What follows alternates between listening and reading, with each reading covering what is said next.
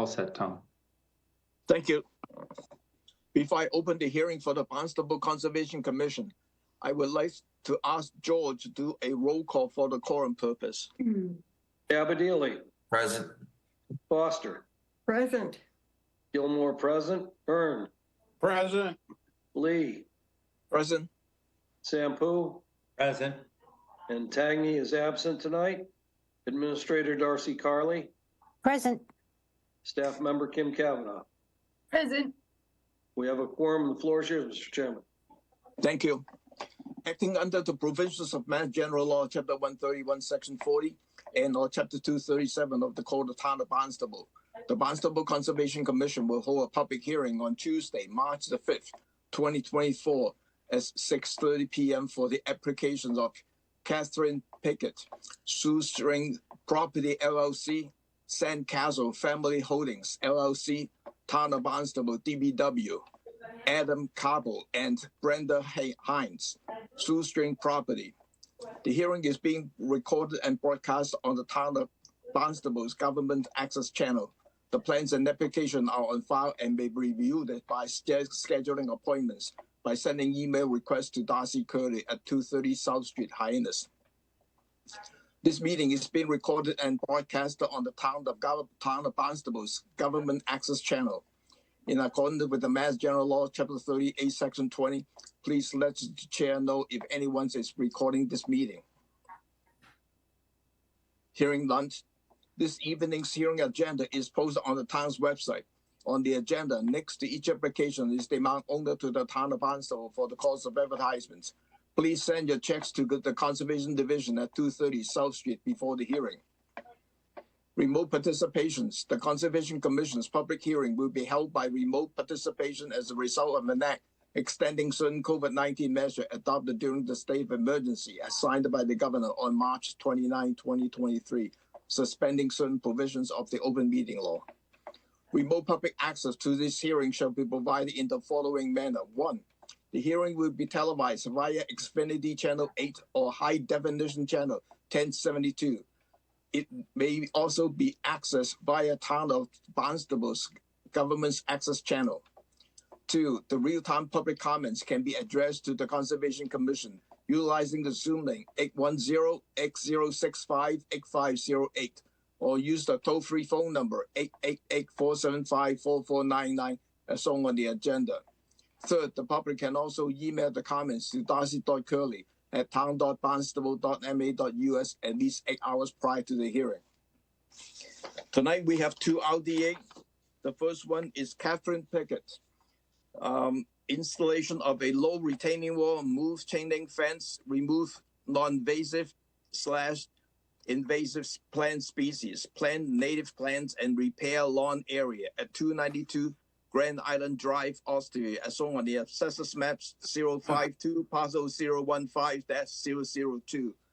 The applicant has request to withdraw without prejudice, so we can flow the paperwork out.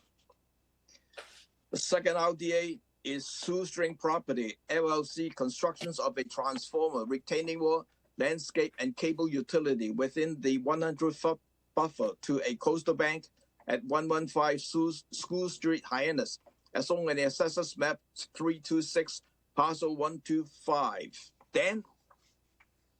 Yes, good evening, Chairman Lee, members of the commission. For the record, my name is Dan Ojala. I'm a land surveyor and civil engineer with Down Cape Engineering in Yarmouthport. With me is the applicant, Stuart Bornstein. He's the principal of Shoestring Properties, LLC, or LP. Let me correct that. I'll share my screen here. We have the second matter, which you read in, which we'll get into maybe a little bit more detail, but this is the easier of the two. Not that they're both not pretty straightforward, but this one is just the west parcel. So if you can see here, the Hyannis Harbor is down to the right. We've got a coastal bank, kind of a man-made reformed coastal bank. It's got a significant shelf in it, which breaks that bank. And that was clearly demarcated during a prolonged court case. And then there's above that, there's another slope, and we're above that. And there's a row, if you were out there, there's a row of old pilings. and the barbecue pit is here. And Mr. Kirker has a low building approved in this area down here, a little bit landward of where we are. So what we're going to talk about first is this west parcel. The only thing we've got within your jurisdiction, it's completely out of the flood zone. It's about 90 feet from the coastal bank. We've got the end of a retaining wall, 2 shrubs, and an electrical transformer. That's about it. A little bit of subsurface work going on there. But that's all that's there. It's going to be demolished and replaced. And the history of it is that we do have a permit right now for the east building, very similar. We actually pulled it back a little bit, which we can expand on. But the key being the west one we had applied at the time, but they were still changing the address from South Street to School Street. We wanted matching addresses because they both are going to have their main entrances on School Street, and somehow the GIS and the street numbering system didn't allow us to do it, so we dropped out. So I guess we were that RDA never got, or the notice never picked up that west building. Years ago, we had it approved as an RDA and then a notice on the east, but those permits have expired. So anyway, we're back, west parcel, just want to redo that permit. It's a tiny bit, it's in the outer fringe, and we've got a lot of mitigation across the street. I'd be glad to answer any questions if you have them. Thank you, Dan. Any question from the commissioner? One John? question, Tom, if I, Dan, Yeah, and this, go this question is probably more appropriate for the NOI hearing that you'll be talking about, but in the write-up, I just want you to expand on the sentence you wrote in here. The 50-foot buffer zone will be nearly completely revegetated. Can you just expand on that, or do you want to wait for the NOI to do that, Dan? Your call. Yeah, wait for the NOI. You can see, what I would say is that it's not even on this property. So, but just as a preview of coming attractions, before we had left, I think, one parking space that was a little bit in the 50. Right. We moved it out and so forth. And the mitigation calculations are actually that we need not put in any mitigation, yet we're putting in about 2,300 square foot. And almost the entire 50 is being restored. The only place the fire department wanted to walk around the building, so we left a little 5-foot path around it. So at a couple of these it nicks into the plantings just a little bit. Other than that, it's completely restored, Okay. even though it wouldn't have to be under your regulation. So I would just leave it at that. That answers my question. Thanks, Dan. Yeah, so Dan, I'm sure you are aware of all the discussion about transformers associated with the wind farms coming ashore, et cetera. This transformer here on this project is a single, just a small transformer mounted on a pole, or is it on the ground? And if it's on the ground, is there any containment depression around it so that, you know, it's very, very small likelihood, but if there was any dielectric oil spill, it's contained. Can you mention anything about that? So they're well above the floodplain, which is always something that you look at. It's about elevation 25 or 26 feet above sea level. It's on a pad which has a solid concrete base on it. And so I would think if there was, in other words, it's like a manhole that's hollow underneath where the wires come up, that should contain any fluid. It's zero. The PCBs, I think, are almost zero, but we're not doing any other kind of containment.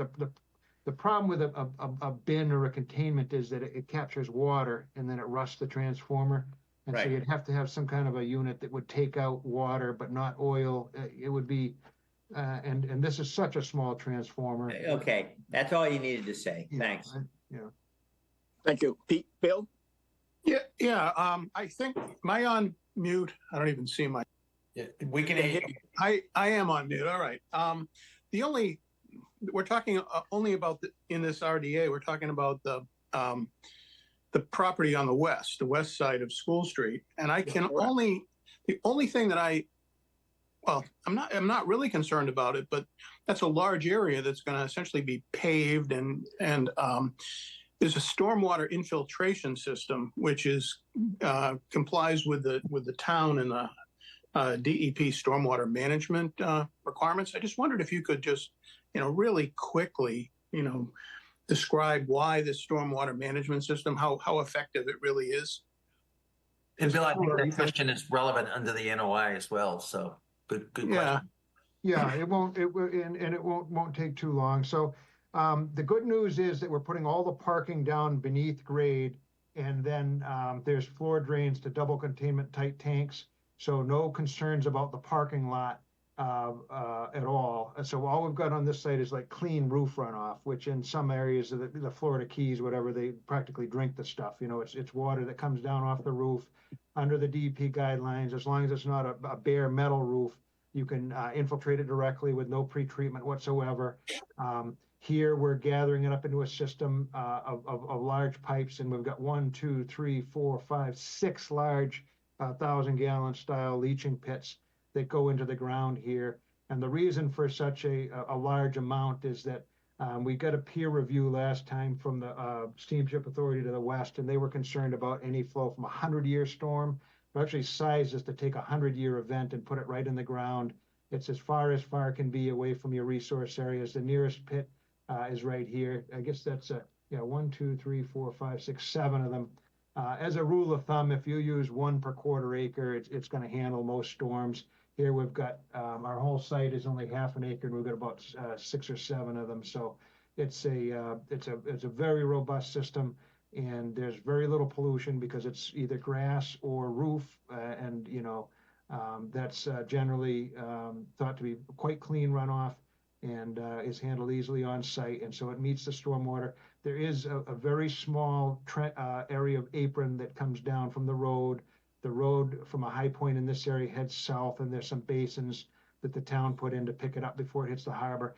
And we'll have a little Cape Cod berm that won't allow the road runoff to run down these. But then there's a strip drain, a trench drain at the bottom of those ramps. And we anticipate there'll probably be heated ramps for the winter, and they'll probably dry off a good bit of in most mist and storms. But the trench drains are right here, and they pick up the any water that comes down. You can see one here and one here, and they put it into deep sump hooded basins, which is like an oil water separator prior to the infiltration. And so that would also meet stormwater standards. But again, it's almost a de minimis amount of driveway that's being infiltrated there. Everything else is just nice, clear roof runoff. So robust system. Went through a peer review with a neighbor, and they had approved everything, and basically redid those calculations and did the stormwater report, and even enhanced more drainage than we had before. So a follow-up question. You've got a garage underneath there that's got like 30-something odd parking spaces, Yeah. Underneath the building. What do you do about leaking oil or whatever from the cars down there? Is there a filtration system for potential oils and the like down there, or what? What we're going to do, what we're doing with that is going into what's called a non-hazardous industrial wastewater holding tank of about 1,500 gallons. So, I mean, you'd have to be awfully unlucky to have, first of all, it's a sealed floor, and then there's only a few drains in it, and those go to what's called a double containment. That's a plumbing code issue. Anytime you have more than, I think, 4 automobiles, even in a residential, you have to have a floor drain, and that floor drain has to go to an oil water separator, and then it could either go to the sewer or a tight tank. And they say a tight tank per Title V, which is a single wall. But my interpretation of that, and when you look at the Title V, it's just the only water that can go into one of those is from a sanitary. And if you look at the non-hazardous wastewater industrial, you need the double containment. So it's like the Titanic, although that's a bad example, but it's a tank inside of a tank. And the interior tank is, of course, watertight, and it's got an alarm when it fills up. And then if anything does leak to the outer tank, in the interstitial space, there's an alarm that'll go off. And then, of course, that tank is sealed to the environment. So it's double protection from ever getting into the aquifer. And that's designed to hold as concrete. It could hold even a fuel spill for a short amount of time. But in the unlikely event that there is a fuel leak, that's what's going to contain it and keep it from going into the aquifer. Thank you. Thank Good you. explanation, Dan, but you could have skipped the comparison to the Titanic. Yeah, I gotta take that out of my repertoire. Yeah, What could absolutely. go wrong? Yeah. Any more questions from the commissioner? Channel 18, any more public comment? Any public comment on this? Seeing none. Could I have a motion to approve this project as a negative determination? So move. Second. Second. Roll call. Abadili, Aye. Foster, Aye. Gilmore, aye. Hearn, Aye. Lee, Aye. Sampu. Aye. That's unanimous. Thank you. Good luck, Dan. We have 4 NOI. The first one is Sandcastle Family Holdings LLC to replace existing vertical molded stone seawall with a vinyl bulkhead and to repair and raise existing lawns 8 by 18 inches at 749 Main Street, Centerville, as shown on the Assessors Map 185, parcel 012-001. John? Good evening, John O'Day from Sullivan Engineering and Consulting, representing the applicants. I'll bring up the plan. While that pops up, this is a little less than a 2-acre site on South Main Street, abutting the Centerville River. It's a property that's been developed since early 1900s. We have an existing dwelling, a detached garage, carriage house, a pool area, boathouse, pier. There's an existing, as was stated, a stone wall along the riverfront edge. It was permitted, licensed as existing around 1933, and we are proposing it's gone well beyond its useful life capacity. Water is seeping through it now regularly, and our project as proposed is to remove that, replace it with a vinyl bulkhead. If you had an opportunity to visit the site and happen to peek over the fence to the east, you would have seen a very similar project. I think that those walls were probably constructed around the same time in the 1920s, and the commission approved the replacement of that around 2015. I think that was maybe one of the first times the commission had seen the vinyl material as a bulkhead, and that went in well, and it's obviously holding up, and that seems to be the new standard where it's possible. Like the wall next door, we are proposing to raise that up a little bit along with the yard. Maybe the only difference on this site is, again, if you went there, you'll see that there's kind of a walkout level of this building. There's an existing brick patio there. There's an existing kind of hedge around it. And we're proposing to fill that up a little bit extra to create kind of an earthen berm there to try to prevent some of the storm events from heading into the lower level as we can. Like I said, I hope you had an opportunity to look next door. I think it's pretty straightforward. I'll be happy to answer any questions. Thank you, John. One thing I just want to mention, I watched the waterway, and the waterway has approved this projects too. So questions, Bill? Is the new bulkhead wall the same height as the old wall, or are you jacking it up a little? It is going up a little bit. If you look down on the section, you can see where the existing stone ends. And so we are going up about a foot with the top of that. It's going to stay kind of like the existing is, almost a sitting wall elevated above the lawn. So it is providing, a little bit of extra splash protection. But the lawn will stay, set down below that by about the foot and a half. But and as a follow-up, you're then raising up the level of that large expansive lawn, and you're doing that right up to the wall. Is that true? We are raising the yard up to that wall, yes. Yeah. At the same grade, would it be essentially? I mean, there's a very slight grade. Sorry, it's not going to go to the top of the wall. Let's see if I can't zoom in on that cross section a little bit better for you. Yeah. Sorry. So it will stay, over 1.5 feet below the top of the wall, the proposed grade there. So relatively, I think it stays the same as that they both go up. Okay. Thank you. John? Question maybe for Darcy or John. I assume you're gonna be digging up this entire yard and reseeding it, John, as part of this, as you elevate it 18 inches. Yes. So Darcy, do we normally in a situation like this where it's up right against the wall and next to the Centerville River, which is pretty fragile, would we put in the conditions relative to type of grass, fertilizer, et cetera? Darcy, would we normally do that? And if so, what are those conditions that we would normally impose?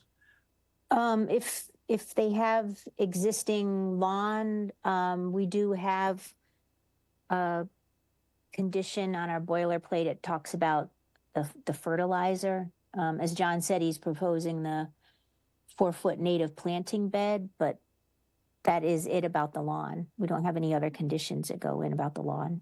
So it would be the type of fertilizers, organic kind of fertilizer that would be required as part of your boilerplate? It's the fertilizer, we quote the fertilizer regulation from the town. That's it. Right, right. If there's anything beyond that you would like, you should say it tonight. Well, I'd ask then somebody smarter than I is, are there other concerns with, we're reseeding this, elevating it and reseeding this whole yard that goes right up against that wall, as Bill rightly pointed out. Do we feel there's a need for other conditions in terms of how to treat that lawn area? That's a question I'm posing. I mean, I think he's doing it the same way we usually do with offering the planting bed. Right. I think Yeah, that was so sort of meant to be our extra level of filtration, kind of on top of what that boiler plate is about slow release And that's that 4-foot native planting bed that goes along, it's hard to see here, but along the entire length of the wall. Is that right, John? That's right. So it's lawn up to it right now, and I can remember back to doing the one next door, and I think it was the commission who had asked for that, and they might have had a deck proposed too. We don't have any hardscape added, but we thought it was just sort of a good all around. It kind of helps to mask the wall and acts as infiltration and just be a good border. Okay, thank you, John. Thank you, John. George? Yeah, thanks, Tom. Yeah, my question's mostly the same as John's, but what's that planting bed gonna be, John? I think we had a planting list in here, so. Oh, there it is. I'm sorry. A lot of beach grass, but mixing in some coastal shrubs into that too. A fair amount. Good. Okay, thank you. Pete? Yeah, so thank you, Tom. So we're getting a bunch of fill, right, and essentially within our jurisdiction. We're getting an increased wall, and of course you are offering a betterment for the environment with this 4-foot native vegetation. I myself would like to see a little more diversity than what you are offering in that natural bed. Maybe some structural diversity, but again, as you're coming forward with a betterment, which I see for the environment, can we add a little bit more than what you got there? Not in width, but in diversity of plants that are going to be filling this area. Thank you for listening. Thanks, Pete. Any comment from John? We can certainly look at the coastal plant list, see what can do well in that environment, and mix in, 2 of the other species that would do well on that sort of salt. I don't see an issue with that. Thank you. So Pete, can we submit the revised plan for Darcy to review and approve? I'd certainly be fine with Darcy's mastery of this. She's got better than I have at understanding plants. Okay, thanks. Any other question from the commissioner? Seeing none. Channel 18, any public comment on this? Seeing none. None. John, I'm looking for the following. I'm looking for a construction protocol submitted to the staff for review prior to the pre-construction meeting. Do you see a problem with that? And then submit a revised plan showing the types that you want to add to the planting schedule for Darcy to review? I don't see a problem with either of those. I think that, I guess my only question would be on the pre-construction, all coming by land, nothing even really going on the far side of the wall. So is that just with staff or? Just with staff, because you access by land. Yeah. Because you have to do the excavation along there, and just be careful and just so the staff knows what's going on. That's all. No, And then all the old material is removed, et cetera, just the standard kind of stuff. Yep. Right. I don't see an issue with that, either of those. Okay. Could I have a motion to approve this project subject to one submittal of a construction of a protocol at least 4 weeks prior to the pre-construction meeting, and then conduct a pre-construction meeting with the staff, and submit a revised plan showing the additional planting for the 4-strip native planting bed area for staff to review. So moved. Second. Roll call. Sampu, Aye. Lee, Aye. Abadili, Aye.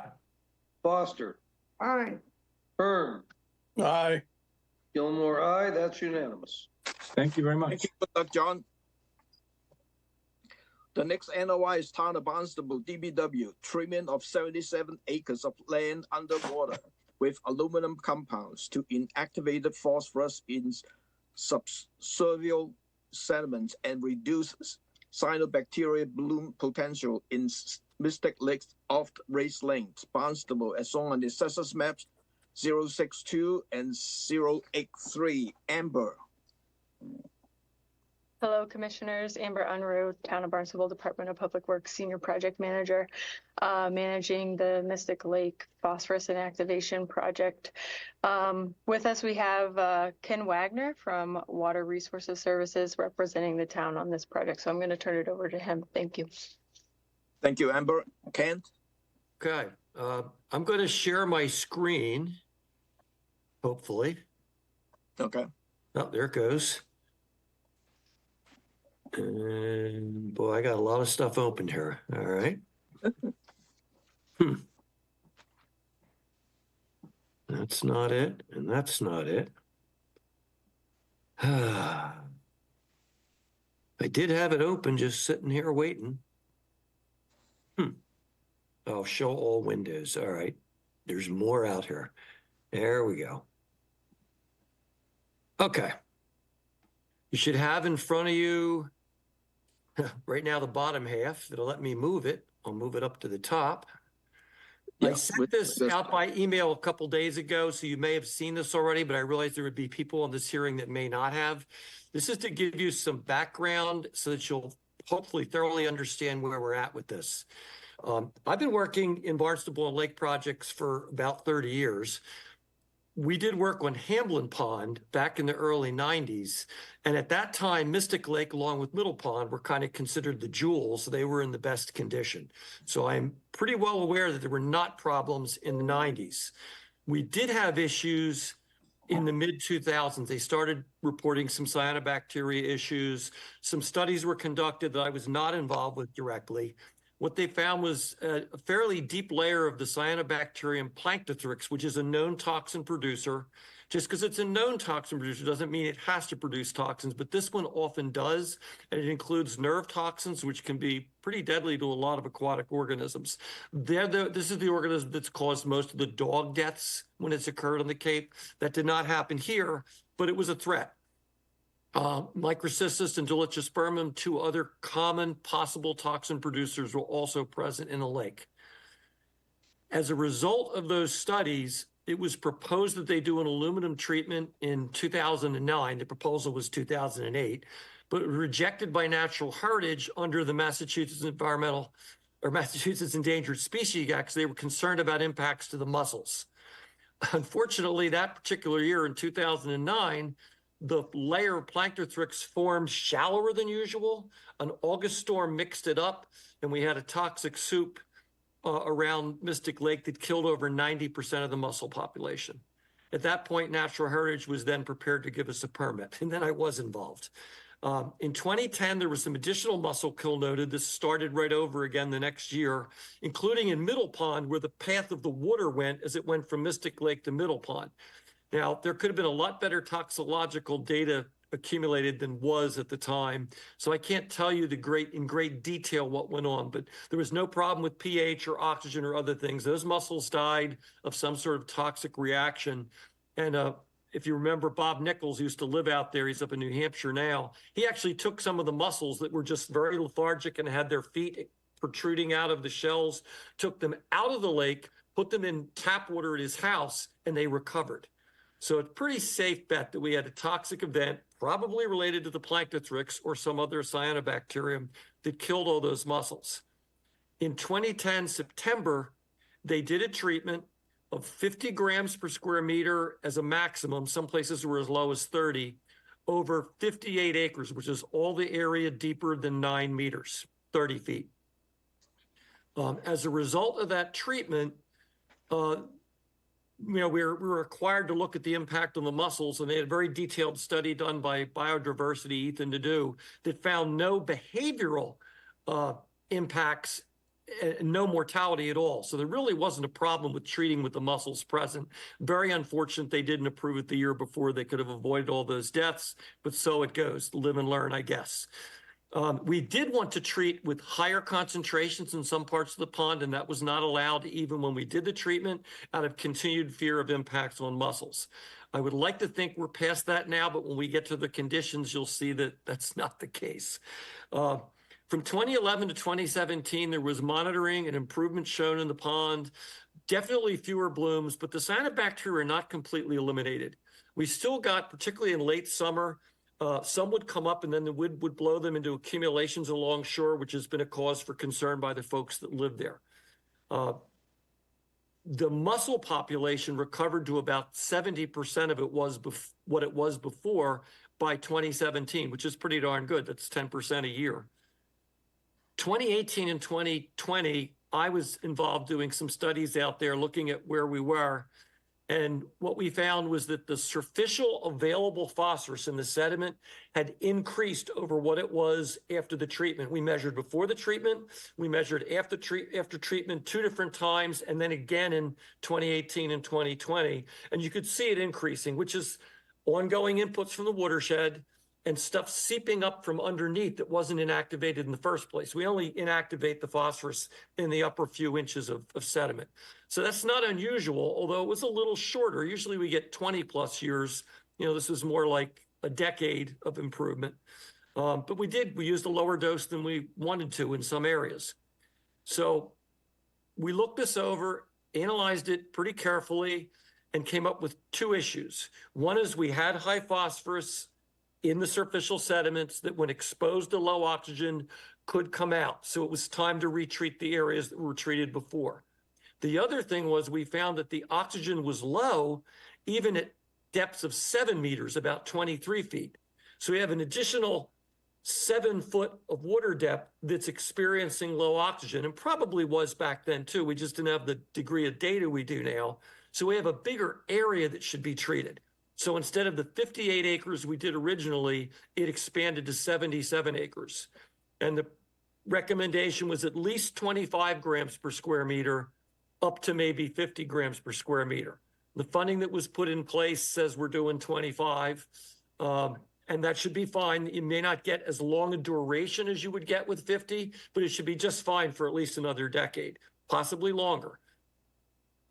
So we got the funding in place. The permits are now in progress. They're before you. If you approve this and give it an order of conditions, they will still need to get a permit from the state, a license to apply chemicals. Once you have an order of conditions, that's a very simple online process. The applicator typically handles that as part of their application duties. It's not a problem. So you really are the controlling influence in this treatment. Natural Heritage has weighed in, and although there's some funny stuff in their letter, the basic gist of it is they're fine with 25 grams per square meter. They're fine with 77 acres. They would like to see a mussel survey done 4 years after treatment. So they just want to see what the conditions are and the continued improvement. That's fine. It's a good idea. They have some other things in their letter, if you've read it, that are recommendations or suggestions. They tend to word their letters very carefully so that you can't always tell what's being told that you have to do and what they suggest you do. You know, they put in monitoring things. We've already provided a monitoring program. They're consistent. They've suggested that you do the treatment in the fall to avoid impacts to the alewife. Alewife are not listed species. They have no right to tell you when to do it, but Marine Fisheries does. And they also weighed in as of today. The Marine Fisheries letter is basically taking the maximum time of year restriction they could. They're saying don't treat between March 1st and June 30th, so that kills any chance for a spring treatment. And they're saying don't treat between September 1st and November 15th. That's pretty extreme considering that treatment's not been found to impact the alewife in any lake we've worked, but it's their jurisdiction. They get to make that call. So they're saying we can treat in July and August or after November 15th. Now, Natural Heritage threw in there, and they get the suggestion, they don't really have a right to tell us this, that they don't want to see the treatment done when the water temperature drops below 40 degrees Fahrenheit. Well, we'll be pushing that when we go out in November. We don't actually have to adhere to that. And the reality is it's scientifically not supported. It comes from wastewater treatment work where they don't have a long detention time because the reactions do slow down when it's, when it's colder. The catch is it's sitting in a lake. It's going to be there all winter. There's not a problem with it doing it. So our perception at this point is to meet all the requirements, we should be treating as of November 15th. It could be done in 5 days. Looking at the calendar, they would probably set up on the 15th, then you have a weekend, and they'd probably treat the next week, the 18th through the 23rd, and be done a week before Thanksgiving. So it's totally doable. It's workable. The only glitch we have left, and I'll have to go back to Natural Heritage, is they said if we're going to move any mussels out of any work area, they want it done by October 1st. Well, that gives the mussels 6 weeks to move back if we're going to treat November 15th. But again, Natural Heritage and Marine Fisheries don't talk to each other. So we have to sort that part out. But it's not a big deal. It's nothing you guys have to be concerned with. We will meet the criteria and the true requirements that are in each of those letters. Most of their suggestions already match up with what we're doing, and there really shouldn't be any issues with it. So as proposed and funded, we'll do a dose of 25 grams per square meter applied over 77 acres, which I suspect will not take more than 5 days of actual treatment, as long as the weather's cooperative. It'll strip some phosphorus from the water column. More importantly, it'll inactivate the phosphorus in the superficial sediment. The binding will be highest at the superficial sediment surface and then decline as you go down as aluminum gets used up. And just how far it goes depends on what the the phosphorus concentrations are that it's addressing, and that will vary over space. It should work fine. We've not had any problems with this. This is a retreatment. We've already done this on this lake, and it got studied extensively, and there were no adverse impacts from the aluminum treatment. So everybody's been happy with it at this point. We have already laid out a monitoring program. That's my error. I'd forgotten we did it in such detail. And in fact, the Natural Heritage level asked for some more detail, and it's already there. I'm not quite sure what they're asking for. We do have to arrange for a contractor. There's plenty of time for that. We'll have to get the license to apply. That's easy.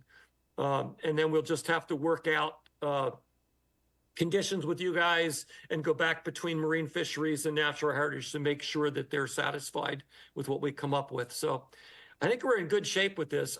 This is not a very complicated process. It's become standard over the last 20 years, but I realize it's not something you guys do every day. So if there are questions, I'd be happy to address them.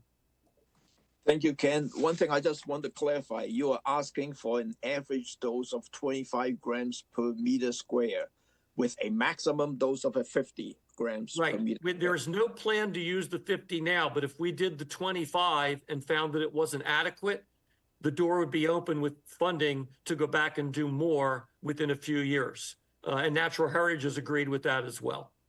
Okay, so I just want to make it clear that's the range of the dosage that. That is correct. Yeah, We've been they allowed 50 last time. We wanted to go 70 in areas, but because it's already been treated and I've already done the recent sediment testing, 25 should be adequate. 50 would give you superior duration of benefits, but right now the funding is there for 25. Okay, thanks. Pete? Dr. Wagner, thank you very much for an excellent historical and synthesis of the project. The background that I have in limnology and sediment biogeochemistry, this project is in good hands. I see almost no problem at all with it. So you've got my full support. Thank you. Thank Thank you, you. Pete. Louise? This has nothing to do with the question immediately at hand, but have you done any core sampling on the bottom of the ponds to see just how much phosphorus is really there that we're going to be ultimately dealing with? Yes. Yeah, no, we did exactly that. Now, we usually only test the upper 10 centimeters. And in places it goes considerably deeper. So I can't tell you at what point is there low phosphorus just because of, being pre-settlement time and so on. But I can tell you that it's substantial in the 10 centimeter zone. The last treatment was intended to deal with, well, we'd hope to deal with the whole 10 centimeters. That's how we made the calculation of needing 70 grams per square meter for some areas. They limited us to 50, and the phosphorus does migrate upwards over time. Right. Nobody knows the exact rate, but from the few treatments we've done twice, including Hamblin Pond in Barnstable, it seems to be about half a centimeter a year. So if you did inactivate everything in 10 centimeters, you would buy about 20 years of improvement, and that seems to be right. The duration of benefits in a lot of other lakes, there's a paper from 2016 that looked at 114 treatments. It averages about 21 years. So that doesn't exactly answer your question, but the question, how long is it going to last because of other phosphorus being in there? If you treat at the 25 grams per square meter, I would expect 10 years for sure, maybe longer because we're running out the base of phosphorus that's there, probably not more than 20 years. Well, so do you have a ballpark idea, 100 years from now, is this still going to be an issue? It sounds like it. Well, think of it like, I use a leaky boat analogy. If you got a boat with leaks in it, the water gets in the boat and starts filling it up. That's the watershed versus the lake. You have cranberry bogs out there still. You have people with septic systems and lawns. Stuff comes into the lake continually. But it's not really a serious, it's not like there's huge gash in the hull. It's like we get a couple loose rivets. It's very slow. And if you have oxygen to the bottom, the iron binds that phosphorus up and makes it unavailable.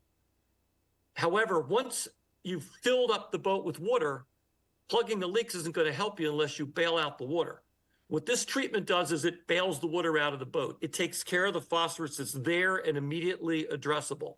It doesn't take care of the long-term problem of stuff coming up from the bottom or coming in from the watershed. Hard for me to project what will happen in 100 years, but the loading from the watershed is not great, but it's not inconsequential either. Again, the input from cranberry bogs in a lot of lakes has been the real nail in the coffin, which is unfortunate because I like cranberry bogs. But the way they're run today is better than they used to be, but it's a long-term problem for a lot of lakes.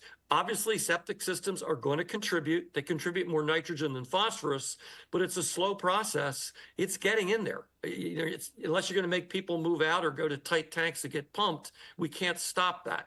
So I do not suggest that bailing the water out of your boat is going to cure your problem in the long run, but it is very effective at providing the conditions we want in the lake for some finite amount of time. Okay, thank you. The other question I had is the loading of phosphorus in the bottom of the lakes and ponds fairly uniform? or is it concentrated at the edges? It varies both over space and time. In the winter half of the year, when there's oxygen top to bottom, we don't have an issue. It's only in the summer when it stratifies and then you lose oxygen in the bottom. It's that low oxygen that causes the reactions that release the phosphorus. Where the oxygen goes first is in the deepest zone, so that's exposed for the longest and will release the most. As you move up into the shallower areas, you'll have less and less anoxia, so you'll have less and less phosphorus input. If you have a really cold, wet year, the oxygen will last longer and you won't have as much input. If you have a really hot, dry year, you will get more. So if you look at 2020 and 22 were really dry years, 2021 and 2023 were fairly wet years. You definitely had more problems in the dry years than the wet years, which tells you, one, that internal loading is the dominant influence, not the watershed. And that when you get that long-term situation of climate change, it's making it worse and worse. Okay, thank you very much. Thank you, Luis. Bill? I am very supportive of this project, but I am also a little concerned about the inconsistency between natural heritage and marine fisheries. And I know that natural heritage has, significant permitting authority, and marine fisheries does not. And I know that in the past we've gotten marine fisheries letters and recommendations and whatnot. Height of docks over wetlands, that kind of thing. And I know that we have dismissed some of their recommendations. And there's something about a requirement for a November 15th start date that kind of bothers me. I mean, if you can think, yeah, November 15th will work, we can get that done, then I guess we can go along and approve that. But I wonder, when Natural Heritage says, yeah, you can't move the freshwater clams, October 1st, I'm thinking, that's a problem. So my gut, I mean, and I will tell you, my career was spent doing primarily work with anadromous fisheries, and I have a PhD. And it's like I work with endangered fish, federally endangered. And I'm thinking, if we wanted to have it be, like an October 15th start date, I don't, and I think that's kind of what you were suggesting, Ken. I don't see that that's a problem really. Or even November 1st. If you were dealing with that on a permanent basis and you had endangered fish, what's happening to that tiny part of the population that just wants to migrate at that? But this is a species which is not endangered, and you also are going to have, multiple year classes coming back. And I am thinking it's not going to hurt that population starting November 1 or even October 15th. And so if you had it earlier, it would be more consistent with what Natural Heritage is looking for your mussel movement. It might give you more time, and to the extent that I think we have the authority to have a window that we can set. I would be inclined to pick October 15th or November 1. And I mean, we can kick that around, but Ken, how do you feel about that? Sure.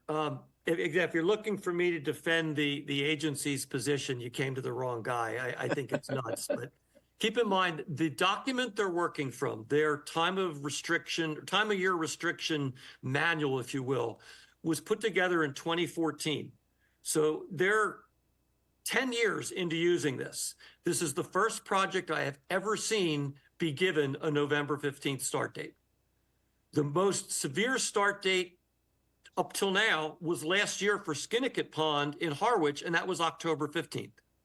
So I have no rationale for why they did this. And unfortunately, that letter came at 4:21 today. Yeah, I saw that. It bothered me. What? So we can certainly go back and have a discussion with them and try to, again, Had that letter come yesterday, I would have been on the phone with them today saying, explain this to me. Let me understand where you're coming from. I think they were rushed. I think they simply said, let's just go what's in the manual and we'll be safe. That's government. We can talk to them. From your perspective, all you really have to do is condition it that it will be done in accordance with the time of year restriction imposed by Division of Marine Fisheries. And then we can go back to them and see if we can get them to give us a little leeway. I know that Natural Heritage fully expected this would be a September treatment. I've talked to them. They will be as surprised as we are that they went November 15th. And if it has to stick, then I have to go back to them and say, are you sure you want us to move mussels by October 1st? So we'll see. So this maybe this is a problem for Darcy or a question to Darcy. I mean, Marine Fisheries, do they have the authority to require and otherwise, undo this project if we were to condition it to be October 15th? I mean, we have dismissed some of their requirements in their letters. If you read the letter, it says we provide the following comments for your consideration. They do not say you must do this. Well, so I have the same question. If Darcy doesn't know, it's fine. We'll go ask them. We'll ask them. well, Bill, if I could. Oh, go ahead, Darcy. I was going to. Oh, no, I agree. I agree with the thinking of between Bill and Ken that we've always treated Division of Marine Fisheries. Thank you for your comments. We'll consider them, but it was always natural heritage endangered species that we write into the permit. I was going to say, Bill, in answer to your question, my experience is, yeah, we considered it. Thank you, but here's how we're going to condition it. That's how I would answer your question, Bill. Yep. Well, I applaud your fortitude because I think it's the right approach, but we'll talk to them and make sure that they understand and that they're not going to have a hard time with this. You all set, Bill? Yeah, I mean, if we don't want to approve an October 15th, fine, or let him go back. But I just feel like we could just say, hey, make it October 15th and see what happens. I mean, but far be it from me to say what we should do. Okay, George. So Ken, what would your date be if you had, if you had your choice and your druthers, what would it be? A lot of it depends on the weather. If you had a really dry year and the alewife couldn't get out, they might be waiting for November rains to escape. Right. Most years, they're gone by the end of September. So October 15th is very reasonable. The catch in all this is that beyond that, we've never found any impacts on the alewife. We've treated a number of lakes with alewife. I've seen them in the camera swimming through the flock. I was concerned they would think the flock was zooplankton and start eating it, but that's never happened either. We have found precisely 2 dead alewife in over a dozen treatments on alewife lakes, and both of them had blade cuts in them like they were used as bait. We've never found mortality in them. So I don't even think restricting the spring treatment is scientifically valid, but I can understand the concern that the flock might coat some eggs or whatever. And I don't mind the fall treatment, but yeah, you start pushing to November, it's not a lot of fun. Right. Thank you. Any other questions for Ken? Ken, I got one. I read your description under the NOI. You talk about the different alternatives of increasing the oxygens, and you talk about the pure oxygen. Seems like the alternative technology is not quite there yet. So to me, it's still an aluminum treatment is still the king for phosphorus inactivation stuff. Am I right? Yes, I'm a huge fan of oxygenation. I'm also a big fan of dredging. Both of those are superior choices on a technical basis. Actually affording them or actually be able to make it work is another story. So ignoring the dredging completely for funding issues, oxygenation, if you can get the oxygen to the bottom and keep it there, you're doing great. There's 2 problems. One is you have to keep doing it. So there's an operational cost, which starts really stacking up. most towns and lake associations are really not set up to manage that sort of system. Water utilities do it all the time, but they have a staff, they have ratepayers, they can make that work, and they get it back in treatment cost reductions. You don't get that. The other problem is that the technology is such that you can't just put some bubbles out there, let them rise and dissolve. You don't want to mix the lake. You need a pretty good depth of bottom water to absorb the oxygen you put in at the rate you need it. And about the only technology that seems to work, and it's being really developed strongly right now, is what they tried at Sarah's Pond out in Orleans.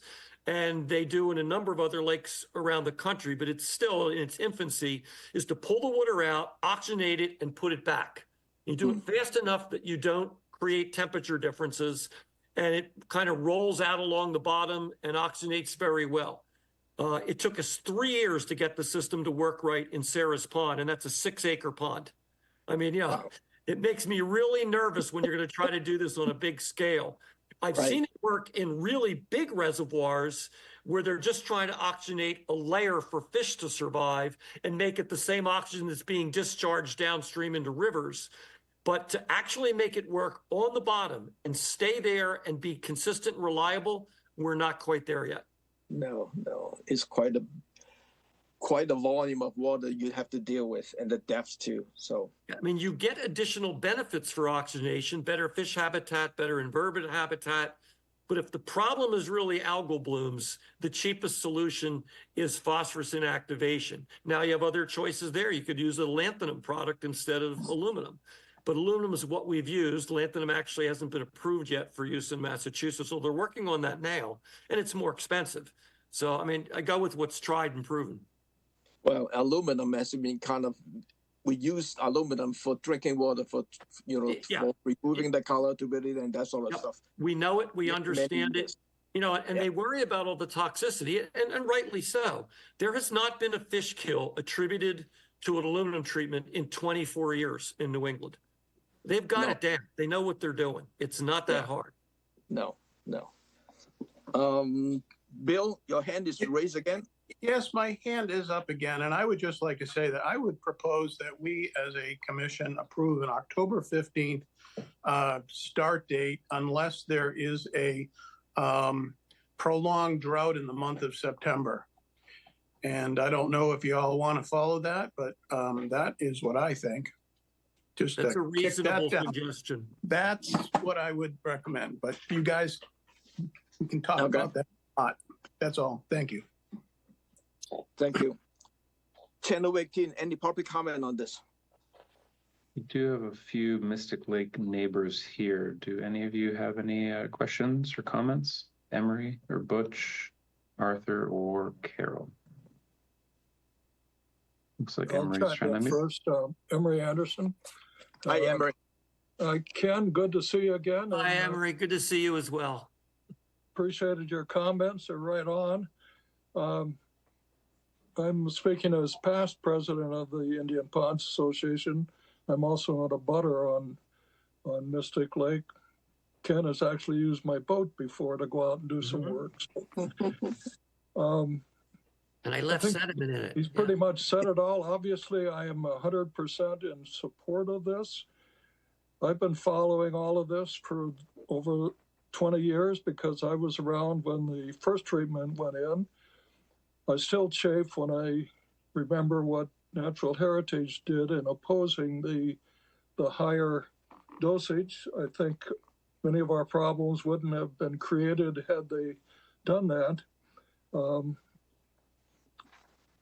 We've always thought highly of Ken, and of course, I think he's alluded to work that he did starting at around 2020, which was a contract that we on the Indian Ponds presented to him. And I think it's the results of that work is really the basis that he's planning now. I don't know if you've done any additional work, but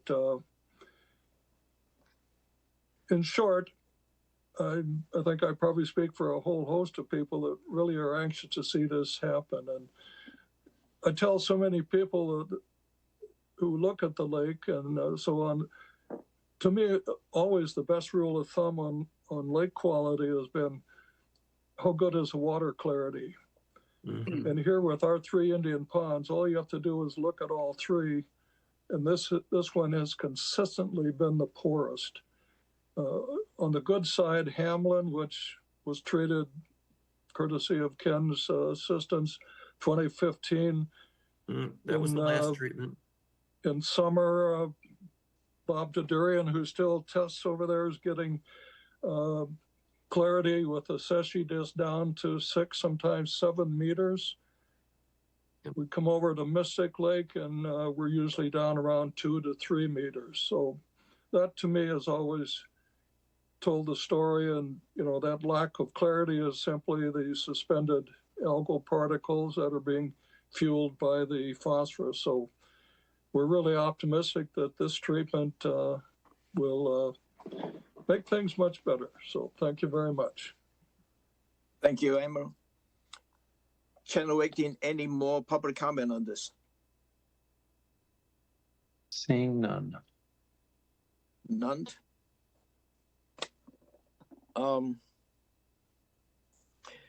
Amber, because we are still waiting, so I'll need a continuance date. I'm thinking about March to the 12th. The only thing that I'm thinking of, I need to look at the conditions. So if I can bring up the order of conditions, on the 12th, is that okay? Yes, that works for me. John? Just a question for Darcy. Bill's suggestion of the Conservation Commission putting in specific approval date, the October 15th that Bill's suggesting, versus what Ken said that our order condition says you will comply with. Just your reaction to that, Darcy. I'm just curious. I mean, I'm okay with Bill's suggestion, by the way, but I'd like Darcy's comments.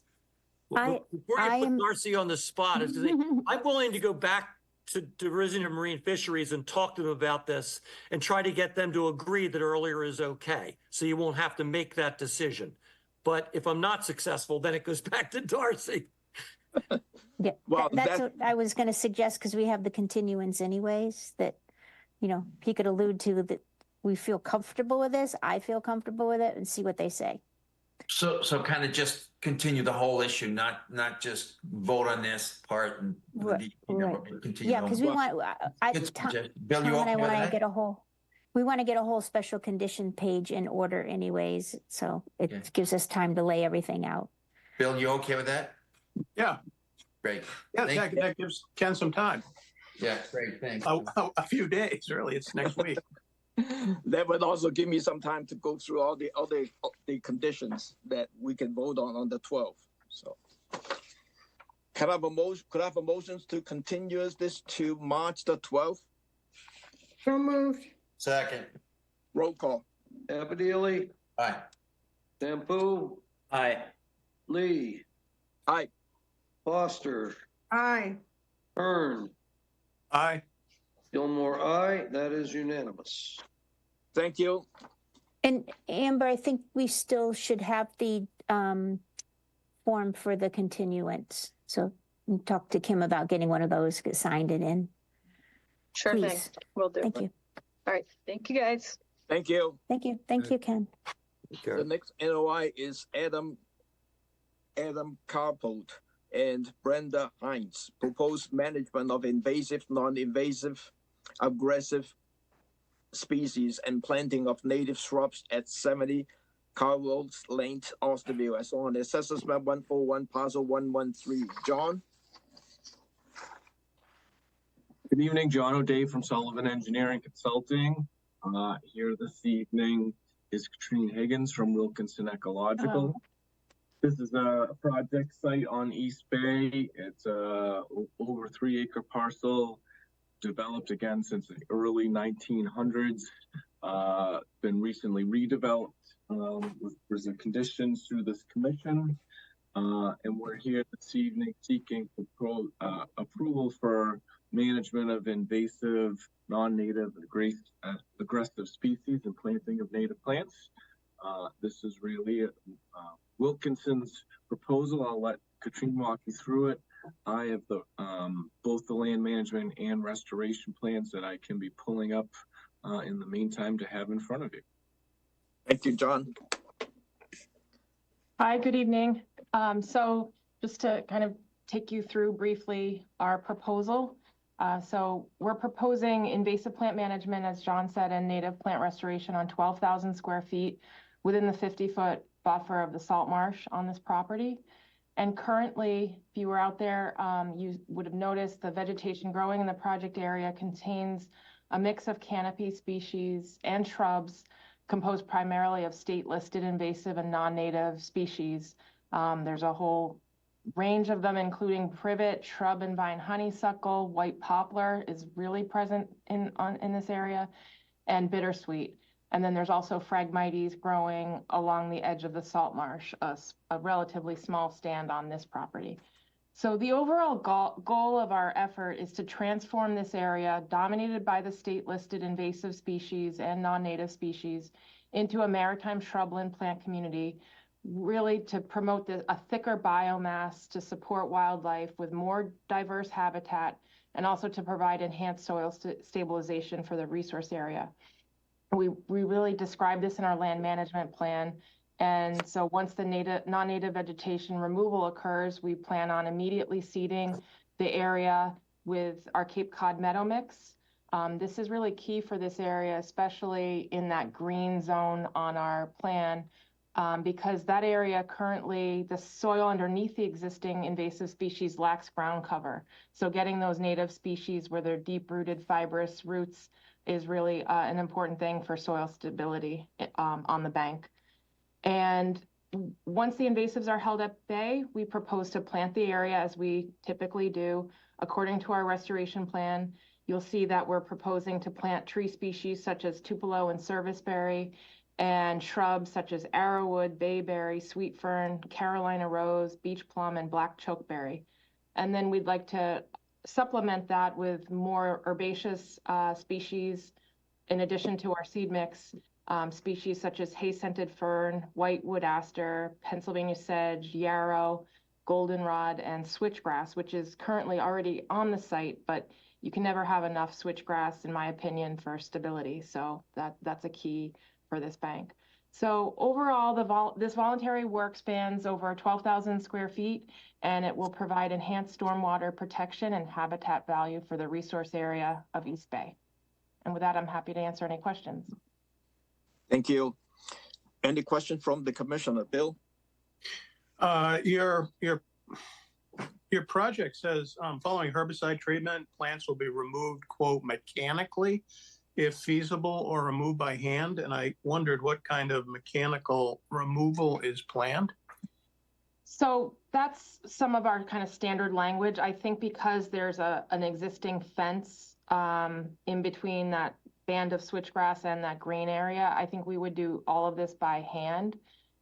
We tend to bring, we would only be using low impact equipment like a dingo, but that would probably be more getting the vegetation, the cut vegetation up through the lawn into the driveway and out. I don't think we'll be using really any equipment within the green area besides handwork. Good. That it's on a bank, basically. So that's good. Thank you. Yeah, sure. Bill, Pete. Yeah, thank you. So yeah, you're replacing a whole bunch of less desirable plants in the area. Definitely good. I would like to see, you've got some tupelos there, and your other perhaps canopy vegetation is what? The serviceberry, it's kind of like a sub-canopy species that has that's flowers. what I thought. Yeah, it's one of the first species with flowers in the spring. Right. So that seems good, but essentially I think what I'm a little concerned about here is the removal of much of the vegetation, even the taller vegetation that's there, and replacing it with mostly much shorter vegetation.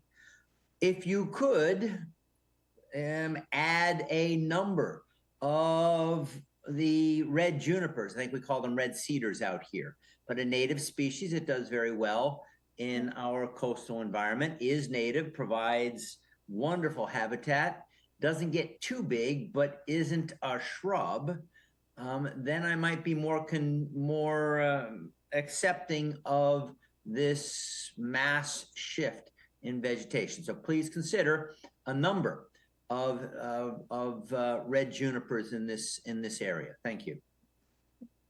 Could I respond to that one? And maybe it'd Yes, help go ahead.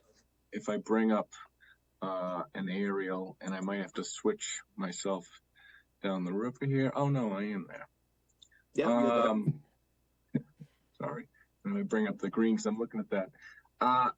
Katrina, you can correct me if I'm wrong, but I think that there is quite a bit of canopies that are staying, and you can kind of, I think, see it in this. I mean, yes, there is an existing permitted vista corridor with lower stuff in it, which will remain lower stuff, but there is also quite a bit of native canopy that will all be staying both north and south of this. So I think that the I'm work cool with is that, kind Ben. of. Thank you, John. Thank you, John. Louise? Well, just to kind of get to where Pete was talking, there's a huge wide view from the lawn there facing the water. And it's got to be wider than the Vista pruning, or than the Vista corridor that you've shown on the drawing. I don't know how much wider, because it wasn't clear to me where the Vista corridor actually was, but it's quite wide. And I appreciate that you've got to get out the invasives and the white poplar, et cetera, which is probably hidden underneath everything that has been maintained beyond the Vista corridor, so that all the work you've done in the Vista corridor doesn't get ruined by the invasives creeping in there. So to what Pete was talking about, I think there really has to be some more vertical diversity outside the Vista corridor. Because, you know, you've got a huge open view right now, and just that. So I'd like to see that more emphasized in your plans. I'll just again switch back to this aerial. I mean, I think that vista, that wide open corridor is like 75 feet out of 300. I think it's a pretty, and with this all being existing canopy and canopy flanking it on either side, I'm not sure. Oh, I don't know. My impression certainly was that it was like, what are they worried about? You know, the Vista corridor, this huge view. That was my impression when I was on the property. And I don't think that we're worried about the Vista corridor at all. I think that existing corridor could be continued to be maintained under its original approvals. I think that they've come up with a better vegetation mix for it that won't require as much maintenance, which is nice. Exactly. But Yeah, I don't this think will that require a lot less. Sorry, John. Yeah. And that Vista corridor, the poplars have completely taken over in that area. And as our land management plan described, poplars release thousands of seeds every year, and it's just going to continue to colonize the area. So I do think there is an opportunity to over where where we have the Tupelo, we could put probably another. I was thinking a Tupelo, but if you preferred it, I agree. Cedars are awesome trees. We could do a cedar over in that area. But there are a lot of really nice mature trees on this property in this area. Closer to the pool, that's a complete beautiful woodland of oaks primarily, with pitch pines coming up. And I think there's a cedar or two in there too. But you know, I think there is an opportunity to put another cedar in there if that works. But I mean, you know, to that point, the pool, just looking at the drawing you have on the screen, there's quite a distance between the edge of the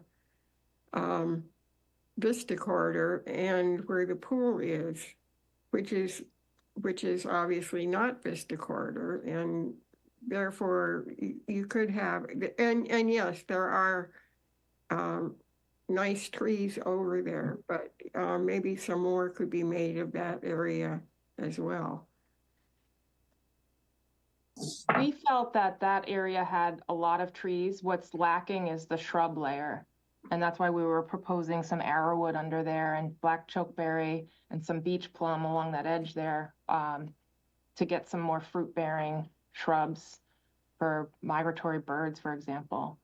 There's a lot of really nice oak trees through that area closer to the dock outside of the view corridor. And more than what's showing on the plan. They're not surveyed, I don't think, because there's so many of them. Thank you. John? Yeah, maybe I'm missing something, but I look at what's there and what's proposed, and I say, boy, this plan is freaking awesome. Sort of nitpicking some of these things, and that's okay, but you know, from a total environmental impact, what is proposed is significantly better than what is there. So my reaction was to say, thank guys, well done. Let's go for it. Again, maybe you can nitpick a little here or there, but it really is a significant improvement. That's my view. Thank you, John. Any other question from the commissioner? None. Channel 18, any public comment on this? Arthur Barrett is here and a butter. Do you have anything, Arthur? Well, excuse me. I wasn't planning to speak, but I can just tell you as a neighbor. Can you tell us your address? 52 Iowa, so I'm directly next door. Okay. What they have done to the property is just spectacular, and if they want to do even more beautification, I am all for it. When I stand on my dock and turn around, their property is just stunning, and I couldn't applaud them anymore for what they've done, and I would encourage them to continue what they've done. It's just, as I said, stunning. Thank you. Channel 18, any more public comment on this? Seeing none. None? Darcy, I got a couple of questions for you. One, I don't think we need the construction protocol because basically you have a pre-construction meeting with Wilkinson before they start the work. And do we need an ongoing maintenance as part of the other conditions? Yeah, we should have the three in the monitoring. Yes, the monitoring reports. Monitoring report is one. And then the second one is the ongoing invasive removal as yes, because we want to make sure that is called out because we want to have that picked up in the certificate of compliance, ongoing conditions. So that is important. And then we want to make sure that Wilkinson stays the consultant on this. Right. Any change would have to come before us in writing and seek approval.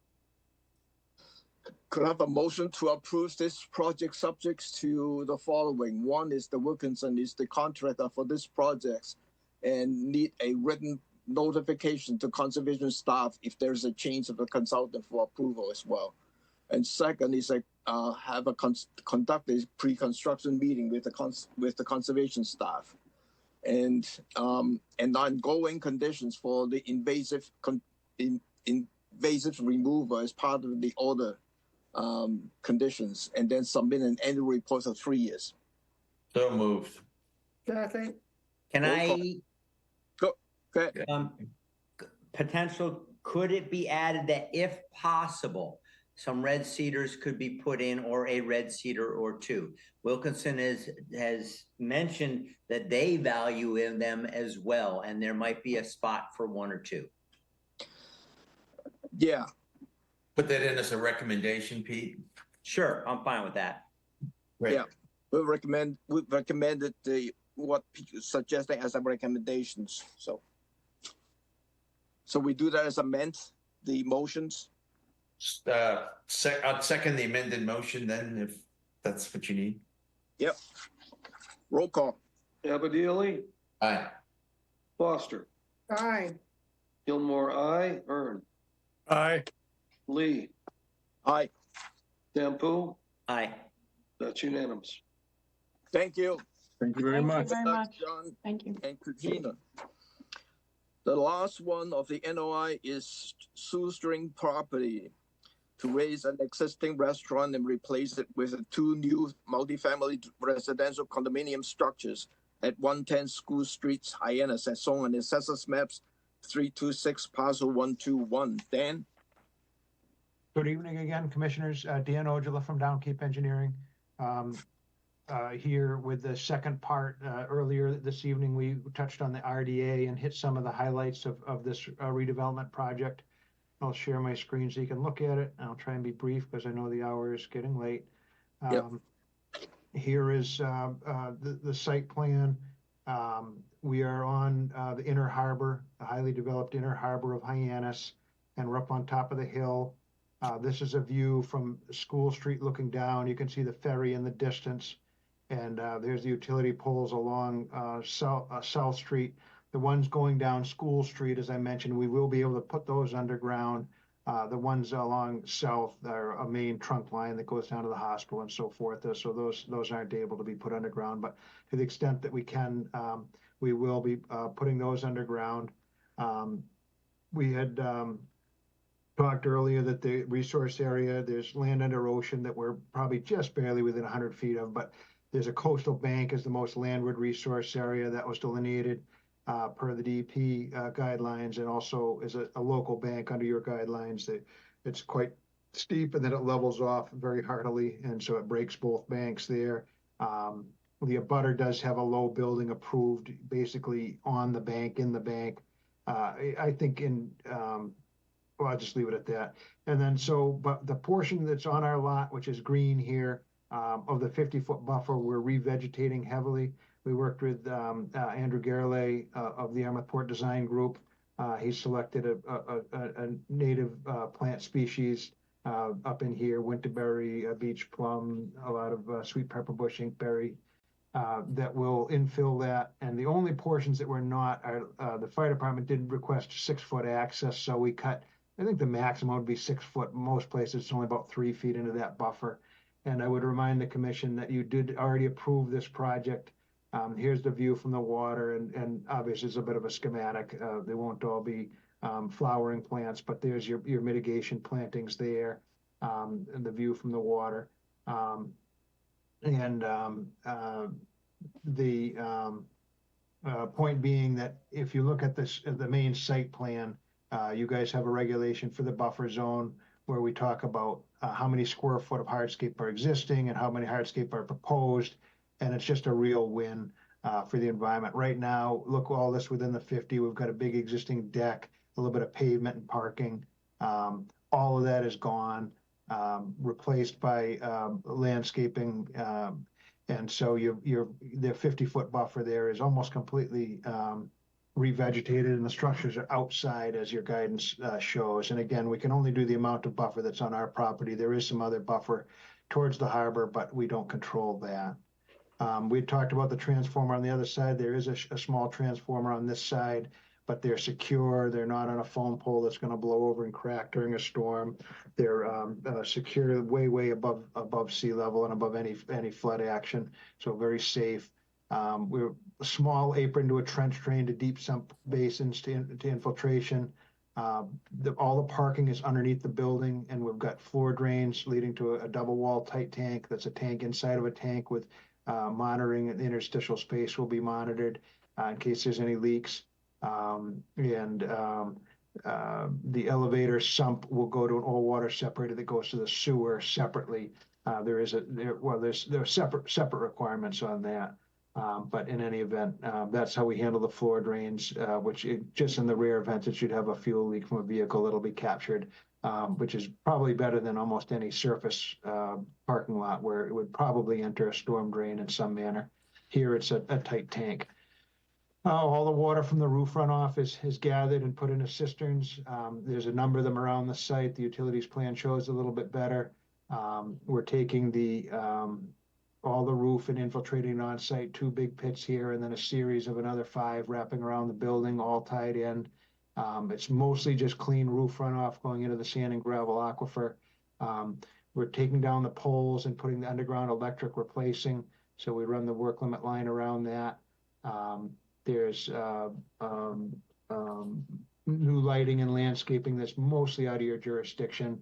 Some of the utilities, which will be below grade, are in there, but everything is going to be covered up and beautified, and the buffer will be just about pristine, except for some hidden underground piping, and it'll be replanted. And we think it's a good project. You found the RDA approval earlier. Again, you've got another project we have a current order on that once this one goes through and is not appealed, we'll withdraw that one without prejudice, and you'll have a new order. That other one did have some hardscape within the 50, so it's an improvement. And again, the exact calculations are very favorable in terms of what is and isn't within the 50. There's a show up on the first sheet under the hardscape mitigation. The 0 to 50, the 1,047 is completely gone, and we're actually going down a little bit between 50 and 100 because there's so much previous development on this site. So it's a required mitigation would be a minus 5,000, so none would be required. Notwithstanding that, we're going to take and green up this whole front. That's 2,300 plus square footage that's proposed. So I think it's a fairly easy approval. We did a thick stormwater report that shows that we meet the state stormwater guidelines and local regulations, infiltrating even a 100-year storm on site so that there's no impacts to the abutters. It's designed to be completely zoning compliant with the new downtown zoning districts. The landscaping along the streetscape is all per plan. Andrew Garrelay, a landscape architect, came up with the planting plan for that. And is under site plan review approval now. That would be it. I'd be glad to answer any questions if you do have them. Thank you, Dan. George? Yeah, thanks, Tom. Tom, you've reviewed the stormwater report and you're happy with it? I got a few minor comment stuff. Okay, but is now a good time to do that? Okay, I can do that. Then when I look at the stormwater report in general, it looks fine. The only concern that I have is you have 3 test pits. It's all along the south streets. And I think in the future, before your construction, you should have done maybe 1 or 2 more test pits on the southern part of your property to verify the leaching rate. Yeah, would be happy to do that. We did redevelop this back in the 90s, and the stormwater is installed on the south end, and it was very comparable material from my recollection, but we're happy to do that. Yeah. I mean, I think it's wise to go and verify the leaching rate because you're relying that leaching rate to do your 100-year infiltration stuff. So it's better to be safe on the on the leaching rate side. I would agree. And secondly, I did not see, maybe I missed it. Did I see any inlet protection for any of the existing catch basin on the road? So, in other words, would we put silt sacks on the existing catch basins? Yeah. We absolutely can do that. The only pair that's in the area, this one captures water from on the property. I believe it shows here. There's a pair down there, and we'd be happy to do that.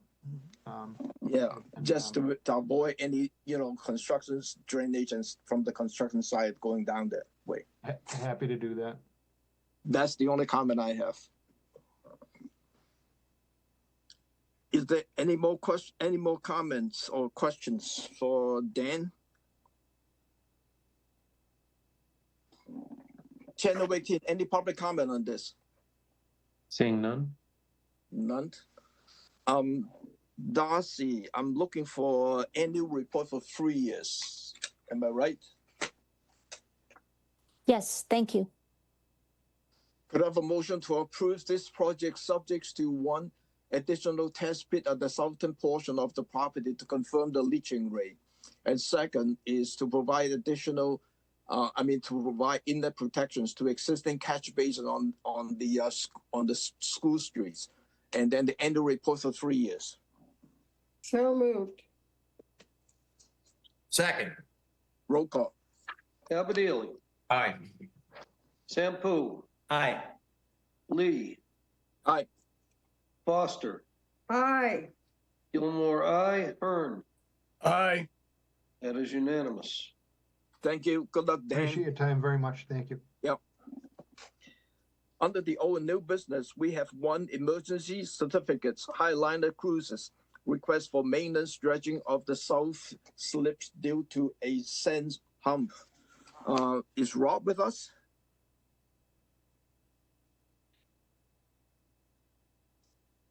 No, unfortunately, Rob was unable to attend. I'm Murray Scudder. I'm president of Highline Cruises, so we had to bring in the B team tonight. Welcome. Thank you. Happy to answer any questions that you may have regarding this emergency dredge project. Darcy, any comments from you? No, I support this. Basically, they thought the extension would carry through, but it did not go through under the COVID extension. Too much time has passed. And this has gone through and reviewed by Waterways also. So you saw the comments on that. And then they would be filing a new notice of intent. I did ask for Rob to submit the the contractor who'd be doing the work, an anticipated date they'd be doing the work, and I gave them forms A and B, and that under the emergency certificate that I'd be sending in, we would be stating that they would agree to go along with the special conditions of the prior filing, SE 35809. And under SE 35809, we would be dredge spoils shall be appropriately dewatered and deposited in conformance with DEP water pollution control protocols. Spoils shall not be deposited within conservation jurisdiction without prior board authorization. And the applicant shall consult in advance with Conservation Department regarding method of dewatering. Future maintenance, this was in the prior condition, would have a post-dredging bathymetric survey. They would have that condition when they bring in the new notice of intent. So I would support this. I requested that since we had time, that this come before the commission, and I would be able to fill out the form, and they could start as soon as tomorrow. Thank you, Darcy. Mm-hmm. Thank you, Darcy. Any question for Murray? Could I have a motion to approve this emergency certificate request? So moved. Second. Roll call. Abadili, Aye. Foster, Aye. Gilmore, aye. Hearn. Aye. Lee, Aye. Sampu. Aye. That's unanimous. Thank you. Good luck, Murray. Thank you very much. Appreciate it. We have 3 sets of meeting minutes. I want to break it up into, the first one is to do the motions to approve the February the 13th and February the 20th meeting minutes first. George, you're muted. Sorry about that. Mr. Chairman, I make a motion. We accept the first 2 minutes. I don't have those dates in front of me as they were submitted. February 13th, February 20th, George, for the record. Thank you. Second. Roll call. Abadili, Aye. Foster, Aye. Gilmore, aye. Hearn. Aye. Lee. Aye. Sampu. Aye. That's unanimous. And we have 1 set of minutes. This is from this is the April 25th, 2023. The portion that we are making the revision is under the JMS holding. That's the only one that we are looking at. We are not changing anything else. Any questions or comments from the commissioner before we vote? And that was the set that was sent out by Kim, is that correct? Correct. Okay, thank you. I thought they looked excellent and certainly met any of the requirements that from the state. I'd like to say, I thought they looked as good as the first set did, but Mr. Chairman, I'd like to make a motion, we accept the revised minutes for April 25th as submitted. Second. Roll call. Abadili, Aye. Foster, Aye.